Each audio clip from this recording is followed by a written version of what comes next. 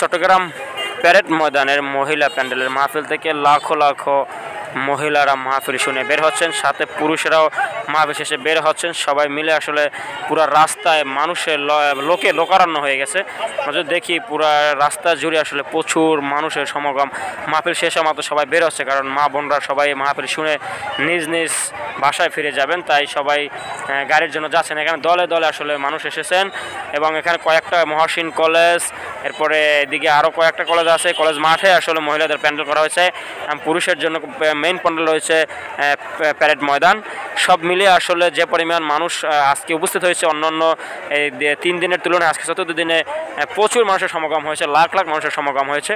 এবং আগামীকাল 5ম দিন আসলে মিজানুর রহমান আজহারীকে মূল আকর্ষণকে কেন্দ্র করে আগামীকাল জুমার নামাজের পরপর আসলে পুরো মাঠ এবং অন্যান্য যতগুলো মাঠ রয়েছে মাহফিল প্যান্ডেলে সবগুলো লোড হয়ে যাওয়ার সম্ভাবনা রয়েছে। তাই সবাই যারা ওয়াজ শুনতে আসবেন আপনারা আগে ভাগে আসবেন, আর যদি আসতে দেরি হয় তাহলে আপনারা এলইডির মাধ্যমে এবং প্রজেক্টরের মাধ্যমে শহরের বিভিন্ন প্রান্ত আপনারা দেখতে পারবেন, সরাসরি ওয়াজ শুনতে পারবেন, দেখতে পারবেন। তো সবাইকে অসংখ্য ধন্যবাদ। দেখার পরবর্তী বিষয় নিয়ে আমরা দেখতে পাচ্ছি এখানে পুলিশের যে গাড়ি, আসলে পুলিশের গাড়িতে এখানে অনেক পুলিশ সদস্য যারা ছিল তাদের কিছু সংখ্যক সদস্য তারা চলে যাচ্ছেন, দেখতে পাচ্ছেন পুলিশের গাড়িতে করে।